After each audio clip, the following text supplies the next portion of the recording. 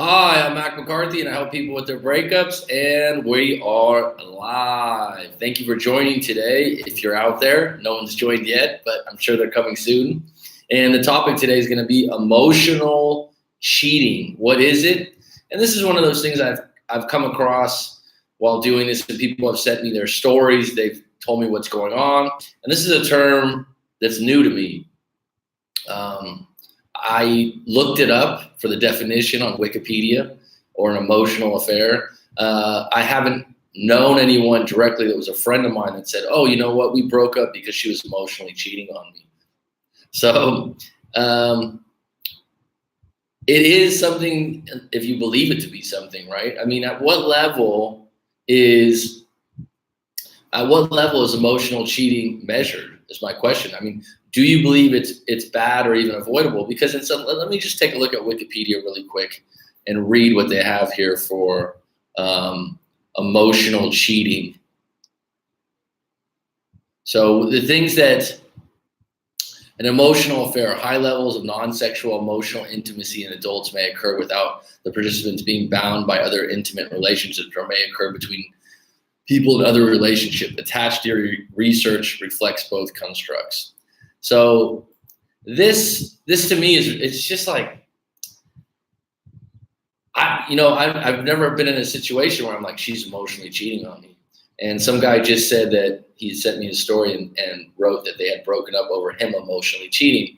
And we always have feelings or thoughts or maybe even fantasies about someone you work with possibly, or someone that's in your orbit, someone you see regularly, and you think, yeah, if I was single or they're a nice catch, I mean, would that be considered emotional cheating? Or if you flirt with the waitress at the restaurant you go to often, would that be emotional cheating? I mean, so this is just an interesting topic to me. So I just want to unpack it a little bit and then get your guys' take. It's one of those things, I'm not an expert on it, and prove me wrong, I don't really believe in it, but I haven't been affected by it. And I would say, though, that I was in a relationship once that resulted in a breakup where I guess it would characterize as emotional cheating, because she was constantly talking about guys at work, and specific ones, in a way that seemed like she really liked their attention. They were having lunch quite regularly. I mean, how do you measure that, though, right? So do you believe it's bad or even avoidable to have an emotional, to emotionally cheat? So first of all, I would have to know, if I was with a partner, I'd have to know, what is emotional cheating to you? Because I'm quite friendly. And do you believe it's that bad? I mean, at what level is the line to sleep with someone or hook up with someone in an intimate way? If someone doesn't cross that line, is there a problem? I don't know. Is this something we can really measure? This is a really good question. And this would probably be in the individual relationship. But I mean, if someone was saying, you know what, you're emotionally cheating right now, I'd be totally caught off guard, because to me, cheating is pretty cut and dry. It means you're sleeping together, or you've hooked up, you've kissed, you've went out for a late night. So I guess now with texting and this passive aggressive behavior of online social media and different things, that if someone sees a text and someone's, sexting would be something different, right? But how do you really measure that? If someone accused me of it, I'd be like, what the, I'd be like, what the hell? Have you believed your partner to do this? Looking at it right now myself, kind of unpacking it in this moment, yeah, I'm sure they have. By the definition that I read on Wikipedia, like I said, I don't know if it's avoidable, though. I don't know if someone can avoid talking to someone, or look, if you work with someone or you have someone interested in you and you go out to lunch with them, they're interested in you, enjoy the attention, but you don't cross the line. Is that okay? Is that grounds to break up? Is that grounds to accuse them of possibly cheating on you? It's a really interesting gray area to me. I guess, so it's up to the individual relationship. I find it's one of those things. How are you going to find someone guilty of it? I mean, are you going to stalk them? Or are you going to check their phone all the time? And if someone's doing it regularly, how much are they into the relationship anyways, right? Is it that bad? On what level? So if you have any stories out there where you were emotionally cheated on, please share them with me in this live stream or put them in the comments if you watch this video after it's been done live, and share some anecdotal information about it so I can get a little bit more ideas about what people think are emotional cheating, because it's interesting to me. How do you gain evidence that someone emotionally cheated? Good question. Are you overreacting? My first knee-jerk reaction to this topic, yeah, I would say you're overreacting. But I haven't been in a situation where I'm like, she's been emotionally cheating on me. I haven't felt that before. So that's why I want to get some feedback from some people. What if a partner accused you of emotionally cheating? I'm laughing already because to me, I'd be like, what the hell? I've never come across that. And to jump in a topic like that, it just seems so foreign to me. To me, cheating is one thing. It's someone hooking up with someone else. So let's see who's on deck. It's Josh. How you doing, buddy? I hope you're doing well. Cheers for the likes out there, guys. Monica, how are you? James, how you doing, bud? Always a pleasure. The Taekwondo, Jiu-Jitsu or Taekwondo you teach, I think. Emotional cheating in itself is probably isn't a huge issue. It's more than once you start to emotionally step out of the relationship, the physical cheating is soon to follow. Yeah, I guess it's like a gateway drug, a gateway to cheating. But I mean, if you're going to say, hey, you've been emotionally cheating, I mean, what's your evidence, right?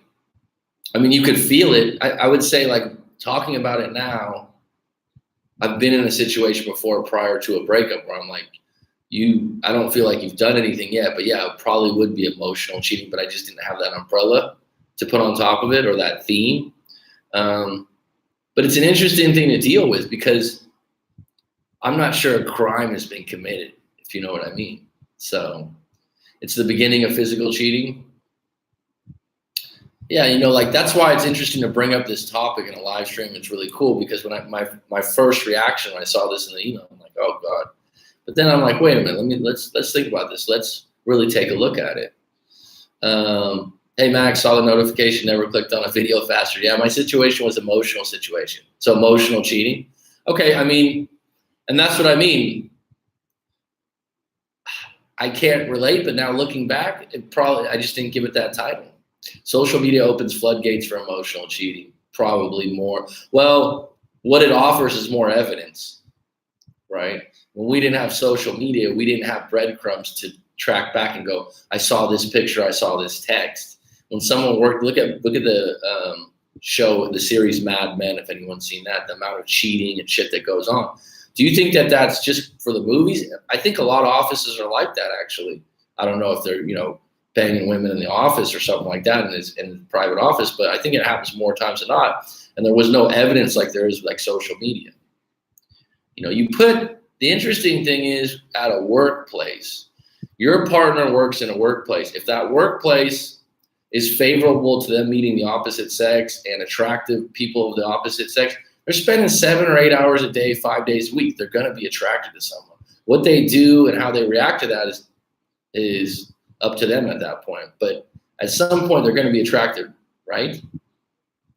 Do they act on it? If they don't act on it, social media opens floodgates. I'd consider emotional cheating by falling for someone else while in a relationship. That's an interesting way to put it. I mean, what would be your definition of falling for someone?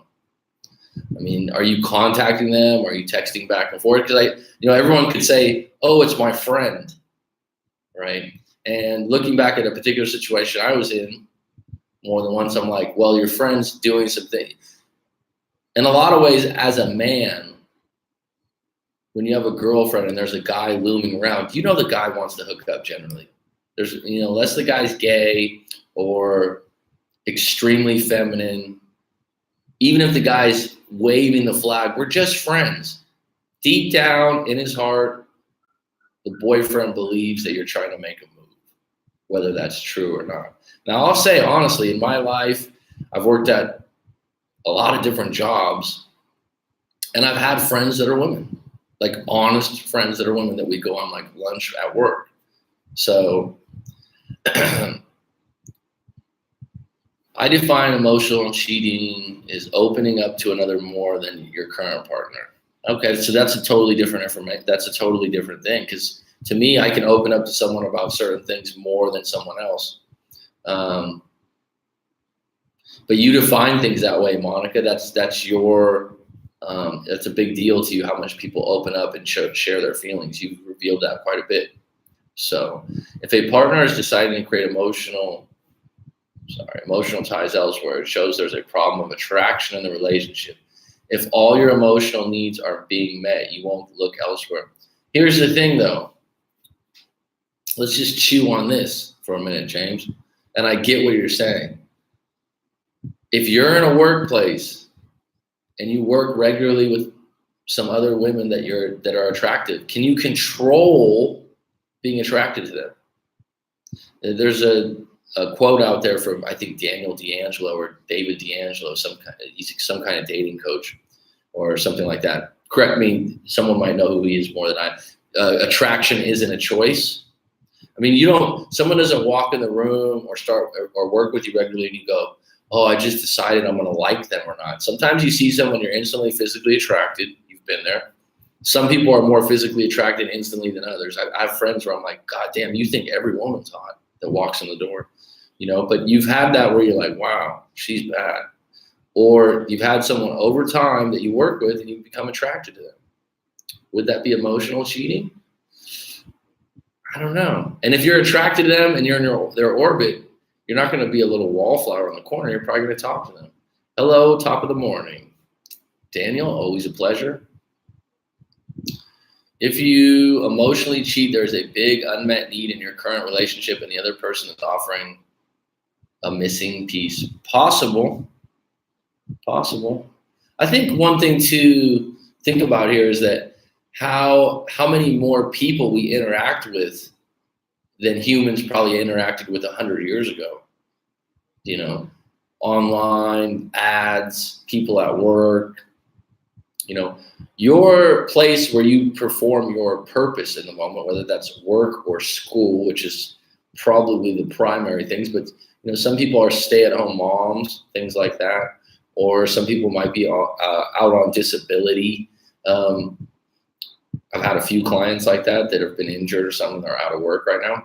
Whatever you're doing and whoever you're coming across daily, can't you have feelings for them a little bit? If you still have feelings for an ex because you didn't heal properly and you're with someone, would that be emotional cheating? Good question, Nav, 34D. I'll just tell you honestly, I don't like big labels because then people put this label on things and go, oh yeah, it's emotional cheating. It's bad. I think each individual situation, I'll come back to this again and again, is up to the individual how they treat it. So you could be telling your friend about your relationship, having coffee and going on, and you go, yeah, she's emotionally cheating on me. Your friend goes, no, she's not. It just has to do with an opinion, really. So in that particular case, NAV 34D, you have to decide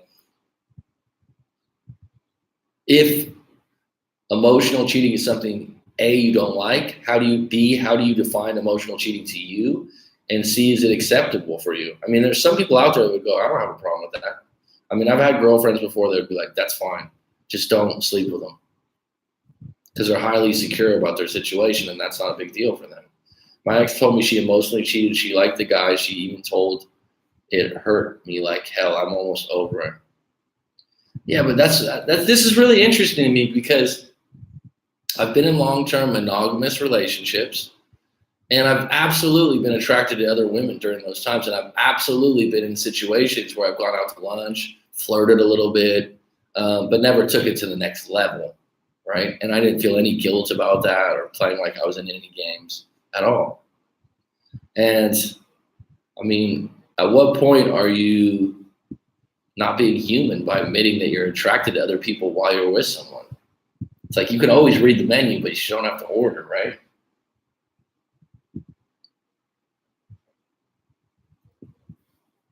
It's like since I was a kid, I can remember my dad would always, check out other women. Not constantly, but, give a nice stare to a good-looking woman or something like that. My mom would be with us. My mom never found it disrespectful. That's how their relationship worked, right? My dad didn't act on it. He didn't go up to the woman. But someone else would be like, asshole.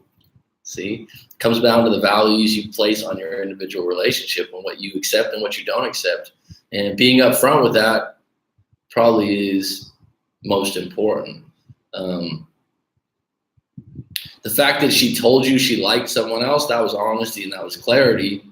But I think it happens and it's hidden more times than it's not, Alejandro. So I don't think that was like an individual case. I think that if you're in a long enough relationship and you're with a partner, especially if you're, like I said, early 20s, late 20s, college scenes, so many people in the college scene, all year around is other people your age with the same kind of goals, same kind of thing, trying to look their best. Come on. My ex would get mad because I would flirt with other chicks before I got into a relationship with her. Me and my ex were friends with benefits for a year before we got into a relationship. Well, here's the crazy thing about that, Daniel. It was probably also attractive that you were attracting other women. You know, that's that social proof thing, right? And I can relate to that. I've been friends with benefits with a girl before. I ended up being in a relationship with her for 5 years. I don't know if we would characterize it as a year, maybe a year. I don't know. But things change once it stops being friends with benefits. That's for damn sure. If my partner said she had feelings for someone else, but that it wasn't physical, I would still end it. Because if emotional attraction has fallen, then the relationship is over. But here's the interesting question, James, and I get your point of view. That's why I like talking with you, because you make good points. Can that individual actually control the urge to be attracted to someone else? And would they be better off just keeping that to themselves if they're not going to act on it? I'm a tattoo artist. Cool. I just saw a thing on Vice, you know, the Vice documentaries. It's funny. And this guy was a huge tattoo artist for the NBA stars. That's a growing field, I guess. I see pretty women a lot. I tattoo naughty bits. I bet you do, man. I always make sure a coworker or one of their friends is present to keep my accusations. Well, you have to do that, especially if you're in the States, right? That's kind of sexual harassment or whatever you want to call it, 101. It helps keep boundaries as well. Yeah, that's smart. And have a camera up, right? That's smart. I don't know if that would be considered emotional cheating, because obviously when you're doing that and the woman's pretty, it's not like you're going to go, oh my God, I didn't like her. I was just seeing Jordan Peterson on an interview with Joe Rogan, and he said that Netflix, I believe, and I'm not positive about this, he said that you're not allowed to make eye contact for more than 5 seconds in the workplace at Netflix. Wow, this has gone crazy, folks. Headworks on deck. Okay. Good. This is an interesting topic. It's an interesting topic. And the reason I brought it up is when I first read it, I'm like, oh, this is, that's a crazy reason to break up. A few years ago, I met a guy at my workplace and there was attraction so much. It was an elephant in the room. He would talk to me every day. The complication was he was married. I ended it. Well, that's your prerogative. How many people don't? The workplace is a hotbed for this kind of stuff because you go into work, you see each other. It's like you don't intend, I think, to meet someone at work. It happens. What does it mean? And there's boundaries, right? The fact that you guys are maybe flirting or you're attracted to each other, and at some point you go, well, we've been flirting, we've been doing this thing. He's married. I'm not willing to take that next step. I'm just going to cut off the contact because before the room gets a little steamier, before we're in the break room and I want to do something, right? What does it mean she's more scared and losing me instead of one of her close friends? What does it mean she's more scared of losing me instead of one of her close friends? I don't know. She's comparing your relationship to a close friend. So I don't know. She's paralleling the relationship as a friendship. That's what I would look at it. Ahmed S. Looking good, coach. Cheers, buddy. Thank you. Thank you kindly. If someone is secure in their relationship, I think they have the discipline to not let themselves stray emotionally We can't help attraction, but we control how we deal with attraction. That's a better way to put it, James. I like that. Because that's what my point is. At what level is it attraction, and what level is it emotional cheating? I mean, where's the line get drawn, right? And personality-wise, who you dealing with, right? Because if you have someone that's an introvert that's not very outgoing, they're probably going to be less likely to emotional cheat. Maybe I'm wrong. An extrovert, you could probably accuse me because I'm an extrovert. I'm outgoing. I talk to everyone, right? Especially at the workplace. So you could accuse that of flirting or trying to go somewhere with it, right? That's why it's funny to me, because it's part of my everyday personality to be friendly, to be outgoing, and dare I say charming at times, right? Give someone a compliment, be funny, joke around. And someone could look at that as flirting. I've said this before. I've had a girlfriend tell me before where she's like, you flirt, but you don't even know you're flirting. So am I guilty of anything? E.g., nothing makes sense. Just eat McDonald's and then play guitar. Okay, Edward. James, very true. I totally agree. Yeah, I like the way you put that, Jamesy. I want to forget her. Okay, Nish 7. I'm not sure. Forgetting someone is very difficult. Reframing it into something maybe halfway positive or some kind of meaning to it is doable. The only way you forget someone completely is called amnesia. And that's usually due to an accident, bang on the head. So the idea that you're hitting her, you go, and I've been there, to be honest with you. I remember being like, damn, I wish I just had some amnesia because this mouse wheel keeps running. But the ideal state to be in is to find some kind of meaning that this breakup happened for a reason.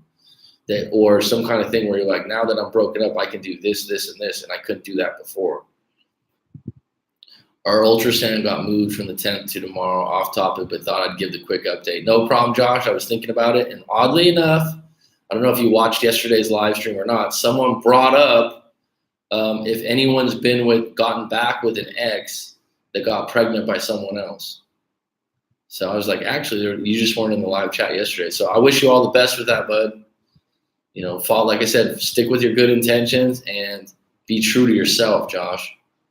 A phrase I like to say to people is that we are both in the boat that is sinking, but we have at least one oar to get back to the beach. I don't know if that's positive thinking or not. So you're going to take turns on the one oar? Is that what you're telling me? Good luck, Josh. Hope everything goes well. I want to be a dad one day too. I'm jealous. So that's a positive way to frame it, James. Mac, what do you think of the concept of polyamory relationships?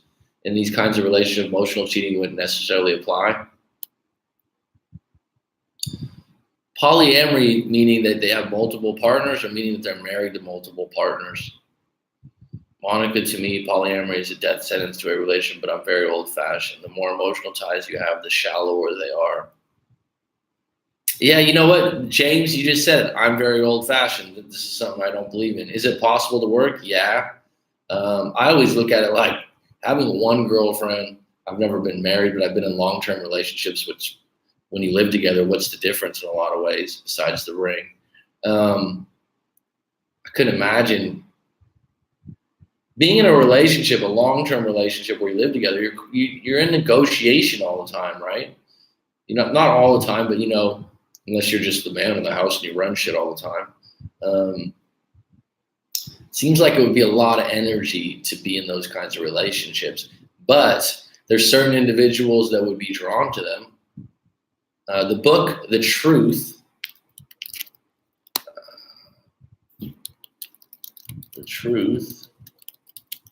by Neil Strauss, great writer. It's a great book. That'd be a good book to check out on that topic. He's not. The book's not about those relationships, but he touches on it in a really good way. And maybe what I'll do with that topic, Monica, is save that for another live stream, because it's an interesting rabbit hole to go down. And before I do these, sometimes I like to do a little prep on the topic. Let's see, Monica, to me, polyamory is definitely, I'm sorry. It'll be great if it's mine. That's why I'm bringing it up. Ha. Well, you got a sense of humor about it, and I'll fucking give you a pat on the back long distance for that, dude. Okay, if you didn't get to see it yesterday, there was just someone else on a live stream that brought up the same situation or a similar one. And he basically asked, has anyone else been out there that has had this problem where he's dating his ex again, or his ex came back around. I'm sorry, his ex came back around and she's pregnant with another guy's baby that flew the coop. How do I improve my communication skills without being needy? I would look into some good books. I mean, How to Win Friends and Influence People is a good start. It's a really basic book. I mean, when I read that book, or I've glossed over it, it seems like review to me. But that would be a good place to start. How to Win Friends and Influence People. It's really basic. It's easy to follow. Look up e.g. NLP lectures on YouTube. NLP is a form of communication. It's a lot of different things, but I'll let you research that yourself. Or you can get some books on NLP. That's basically what Tony Robbins follows.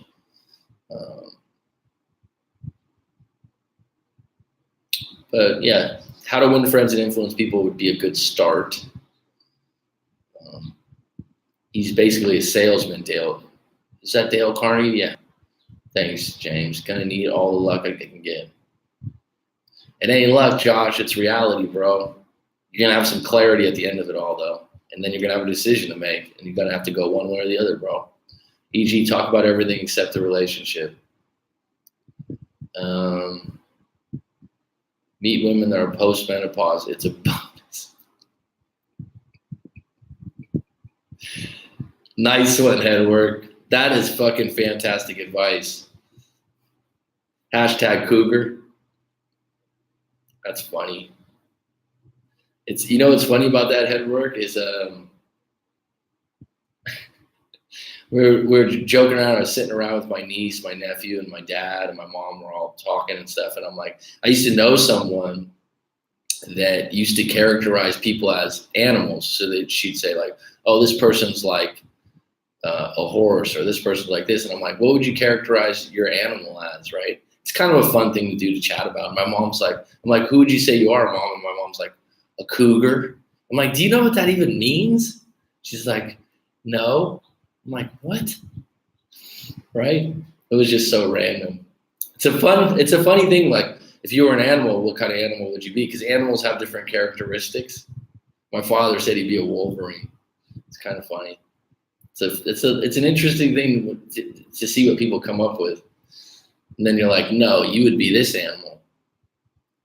E.g., that's easy. Look at the mirror. Talk to yourself. If you can handle that, you can handle anything. I talk to myself every time. It's not me. It's usually them. You can't read a book if you are blind. Ooh, that's deep, Headwork. Well, maybe you can use Audible and listen to it on audio. I wanted to join yesterday, but ended up being too busy. Hopefully they show up today. E.g., I like to go out grocery shopping, errands, and just try and make good conversation. Eye contact with people I come across helps with social skills. Absolutely. I mean, I've said this before. If you've worked retail, which I did when I was young, or worked any kind of sales job, that really helps, because you got to talk to people all day. So if you're in a job right now, I've talked to some other people, especially if you're younger, pick a job or a platform where you have to talk to people, and you'll improve incredibly. Just listen to Metallica and Pantera and Slipknot. You will stop caring. Headwork likes the MILFs. Can you blame him, James? Damn right. Got bored of the gimps. I could literally go outside and could make a decent convo with everybody. All right, well, doesn't sound like you need a lot of help then. Monica, Headwork, you are too funny. I have a kid. It's not so bad. They have many bonuses. I'm terrible with making small talk with people. What's helped is joining social groups in town and making the effort. Well, first of all, stop saying you're terrible at it. Don't identify with that. Say you're working on it. Say you're getting better at it. Just that statement alone, reframe that like, actually, I've been getting better at it recently, you know? So you're not terrible at it. You're working on it. You're getting better at it. And every good conversation you have adds up. that's one of those things. I don't know if good conversation's a talent. It's something that can be developed. Where talent, you know, like someone 6'10" that can jump high and stuff, that's talented, right? Daniel, the 21-year-old, I don't think you'll have a problem getting a MILF, dude, if you're 21 and in good shape, like you always say. So that seems like you're prime meat for a cougar. I listen to every type of music except country, so yeah, it's not that.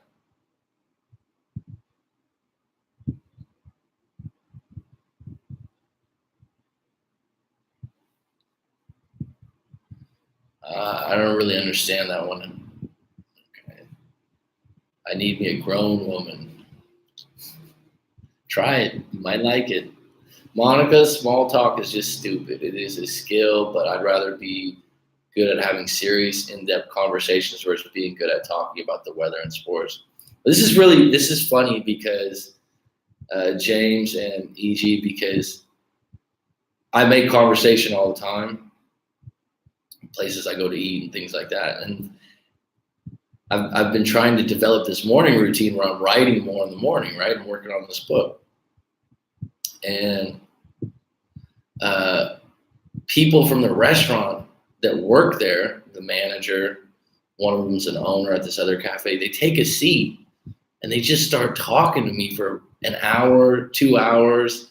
And I can talk, right? I can talk. And then I'm like, damn, dude, I haven't got any writing done. And what are you going to say to someone? I don't want to talk to you right now. It happens to me all the time. My friends are always like, how do you know all these people? I don't know. It's just some people like to conversate with different ones. You're writing a movie right now? Well, fuck, that'll be interesting. It certainly will be a comedy of some sort, I guess. James, we are a match then, huh?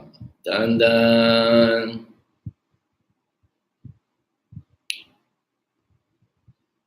This has been good, folks. I am going to have to cut this one short. It's just my effort of doing a daily live stream. I hope this time was good for most people. Nope, it's an animation called Into the Cold. Okay. Waiting on bated breath, Edward. Into the Cold. Soundtrack heavy metal. All right, folks, I'm going to close this out because I do have something to do in about 15 minutes. And I have an appointment in another 35. Any closing questions, folks? This has been good. Have anyone seen Attack of the Titan? No. Later's Mac crew. Peace, Mac. Good topic. Thanks. No worries, James. Anything closing on this? See you guys and girls. Thanks, Mac. No worries, Melted Blue. Thanks for joining, Chief.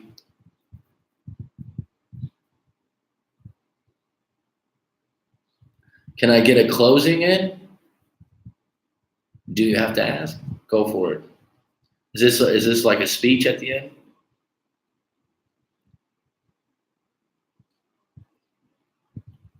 Five, four, three, two, one.